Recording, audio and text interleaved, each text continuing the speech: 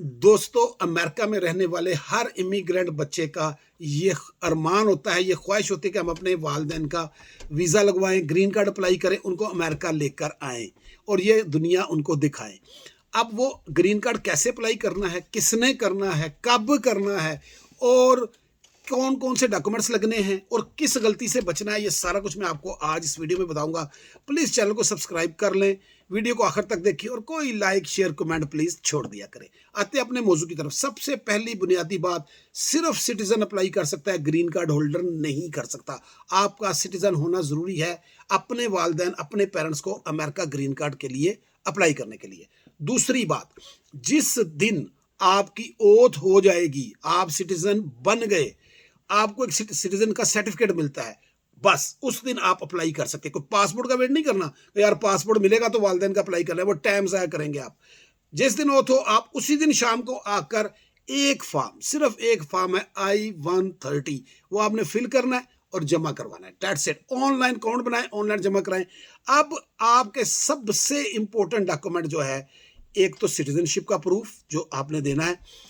दूसरा important document इस मौके पे जब सिर्फ अभी पिटीशन दायर हो रही है, वो आपका बर्थ सर्टिफिकेट है, क्योंकि आपका बर्थ सर्टिफिकेट ये बताएगा कि ये आपके वालिदैन हैं।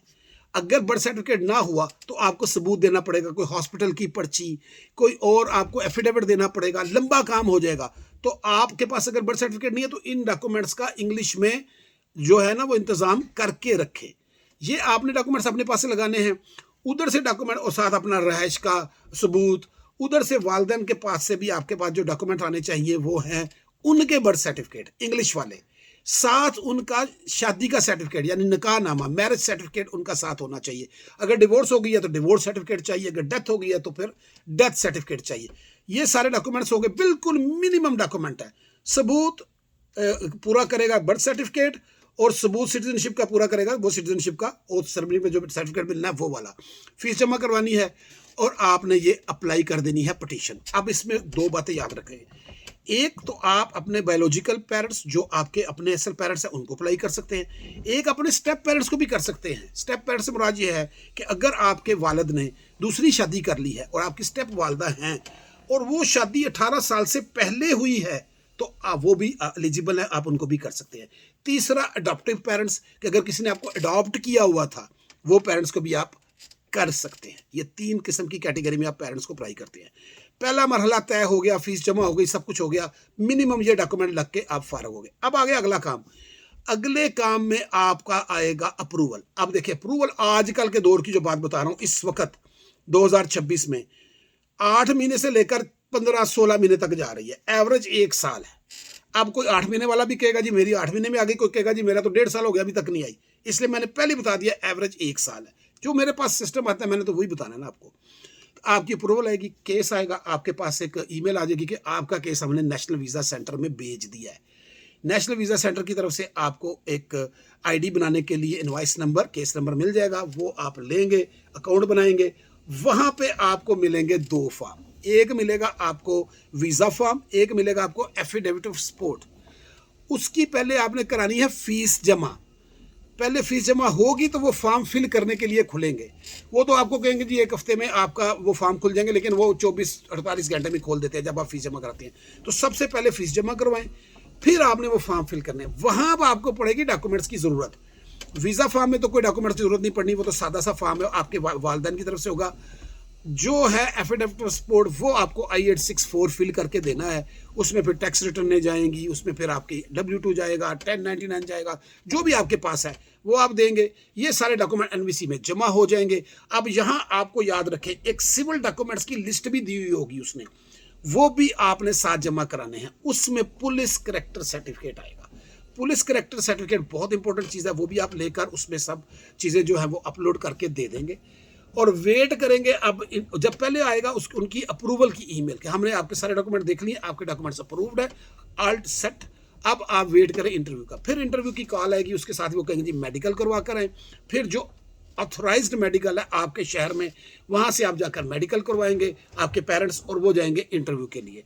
इंटरव्यू में बहुत ही सीधा आसान इंटरव्यू होता है। सबसे आसान वीज़ा भी पेरेंट्स का है, सबसे आसान इंटरव्यू भी पेरेंट्स का है, क्योंकि इसमें जालसाजी तो है नहीं। स्पोर्ट्स वीज़ा में तो वो ये देखते हैं ना कि भाई इसकी बीवी है भी कि नहीं, कि कोई फ्रॉड तो नहीं है, कोई धोखे वाली शादी तो नहीं है। तो इसमें तो कुछ नहीं, इसमें तो आपने वही दिखाना है जो आपका बर्थ सर्टिफिकेट है, धोखा तो हो नहीं सकता। अगर उनको शक पड़ जाए तो डीएनए टेस्ट करते हैं वो, ये मैं आपको बता दूँ, बहुत सारे केसों में डीएनए टेस्ट भी हो जाता है अगर शक पड़ जाए। इंटरव्यू देंगे, इंटरव्यू में वालिदैन से उन्होंने टोटल बातें आपकी पूछनी है। बड़ी इंपॉर्टेंट बात आगे बताने लगा हूँ। सारा आप कहाँ रहते हैं, आप कैसे गए, आपको ग्रीन कार्ड कैसे मिला, आप वहाँ क्या काम करते हैं, आपकी फैमिली कितनी, बच्चे कितने, किस शहर में रहते हैं, किस स्टेट में रहते हैं, आपका फ़ोन नंबर क्या है, आपकी डेट ऑफ बर्थ क्या है, चेक करना कि वाकई इनका बेटा है। सारा कुछ आपके मतलब पूछा जाएगा, उनके मतलब बहुत मिनिमम क्वेश्चन होने ना होने के बराबर। तो ये आपने तैयारी करके जानी। अब आ गया आज का दौर 2026, जब 75 मुल्कों के ऊपर पॉज लगा हुआ है और पाकिस्तान उसमें शामिल है। इंडिया के लिए ये मसला नहीं होगा, उसके लिए अफगानिस्तान वगैरह वो तो जो पॉज इनके ऊपर लगा उनके लिए सिर्फ मसला होना, इंडिया के लिए नहीं है।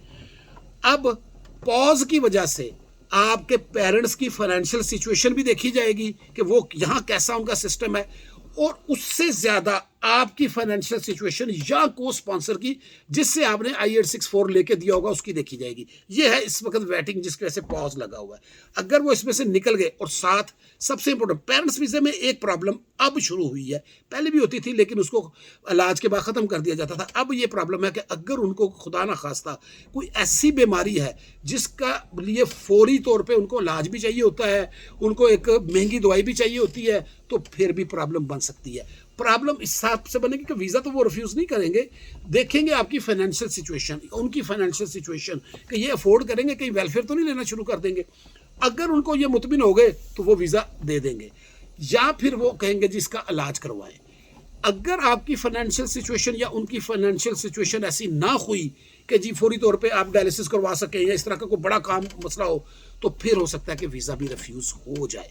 तो ये नई चीज़ें हैं, ये पहले नहीं होती थी, अब ये नई काम है, इसीलिए पॉज लगा हुआ है कि ये जाकर कहीं पब्लिक फंड के ऊपर रहना शुरू ना कर दे। तो इसका भी अब आपको ख्याल रखना है। ख्याल आप किसी तरह से भी नहीं रख सकते, आपको सिर्फ अपना स्ट्रॉन्ग I-864 देना है, अगर अपना नहीं है तो किसी का को स्पॉन्सर का देना है। सारी गेम उसकी है, उसके मतलब फिर सवाल भी होंगे, तो वालिदैन को वो भी आपने बताकर भेजना है। ये सारा इंटरव्यू कामयाब हो जाता है। अभी तो फिलहाल चलो पाकिस्तान वगैरह में पॉज है, इंडिया में तो पॉज नहीं है, इसलिए उनको तो फौरी तौर पे एक हफ्ते में जो भी जितने भी में वीज़ा मिल जाएगा, वो अपना यहाँ आएंगे, उनका ग्रीन कार्ड आ जाएगा, सोशल सिक्योरिटी बन जाएगा, बस सारे हंसी खुशी रहना शुरू कर देंगे। Thank you so much, channel को सब्सक्राइब कर लीजिएगा।